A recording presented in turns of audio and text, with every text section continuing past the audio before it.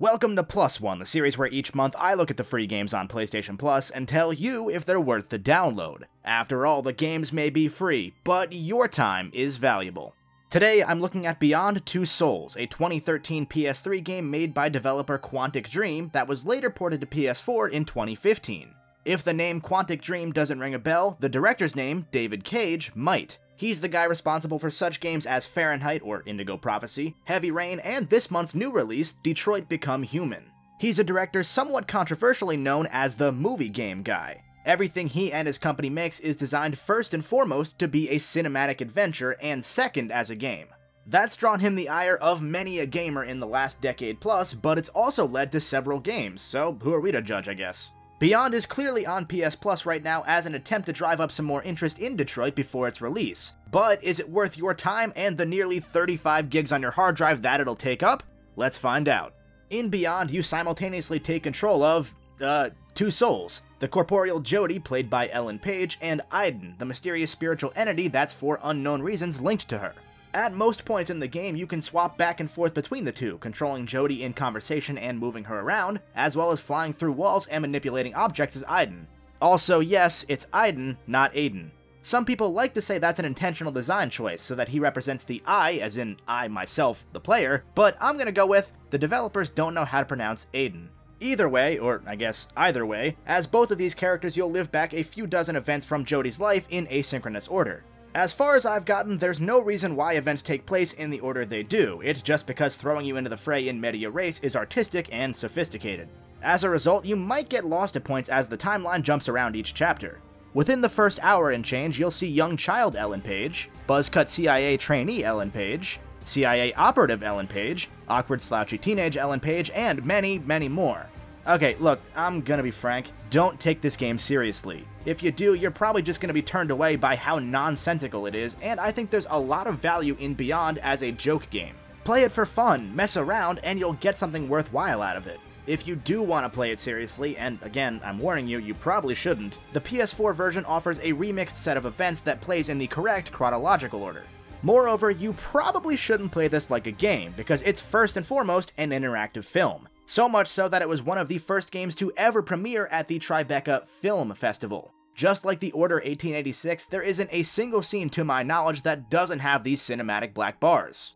The facial scans of the characters are immaculate, although the one-off characters often creep into the uncanny valley.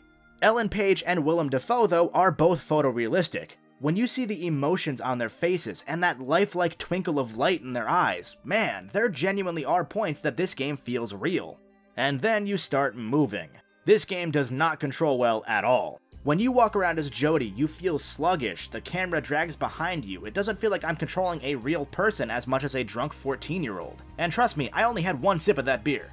Interacting with objects is a crapshoot too. This little white dot tells you what you can interact with, and generally you pull the right stick to do so. The problem is, sometimes that means you're pulling the right stick in directions that don't sync up with what you're doing. Opening a door sometimes means you jerk the stick down and to the right. Dancing awkwardly means you perform a Hadoken. It's just not intuitive. At the very least, many of the options come down to button presses, such as dialogue options or choosing the music at this party. Let's go with pop. Ooh, yeah, that's the good stuff right there. Also, hold on, let's just take a moment. This section is horrendous. This might be the single most "how do you do, fellow kids" sequence in any game ever made. None of these kids feel even remotely accurate to how teenagers act. It honestly seems like David Cage got bullied as a kid and wanted to take it out on bad caricatures of the mean teenager trope. But you know what? They call Jody a slut, so Aiden's gonna make these kids pay. Yes, burn, motherfuckers.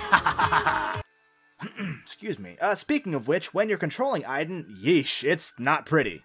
Have any of you ever played as the little flying oracle in the Forge mode of the Halo games? It's like that, except much worse. You're in very enclosed spaces most of the time, your camera is really stiff, and if you're in a time-sensitive situation, well, let's just say we're lucky the game has no fail state. That's right, you pretty much can't fail in Beyond Two Souls. If you don't make up your mind between choices, oh well, keep going, champ. David Cage is infamously on record saying that a game over is the fault of the game designer, not the player, and that's on full show here. At the end of each chapter, you'll be confronted with the choices you made, showing you how you stacked up to other players. This actually allowed me to see options I didn't even know were there, and I kind of appreciate that. Obviously though, this is a Quantic Dream game, so your choices are going to be funneled into a select few options at some point.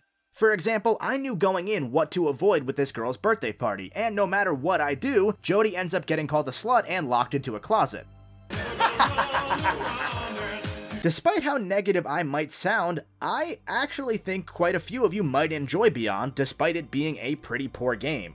It's so poorly written that it feels campy. After about half an hour, I just ended up checking out and letting myself have fun with it rather than analyzing a story written by a guy who probably only makes games because he knows he can't cut it in the film industry. I think everybody needs a little bit of B-movie in their life, so if you think you can make the most out of the game, +1 it to your collection.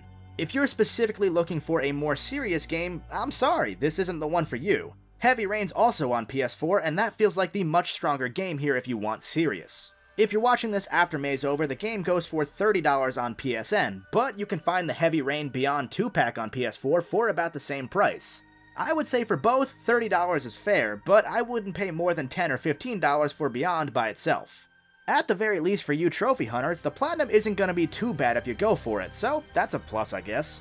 Thanks for watching. If you played it, let me know what you think about Beyond down in the comments below. While you're down there, if you liked the video, make sure you hit the like button and share it with your friends, and if you want to see more, make sure you subscribe.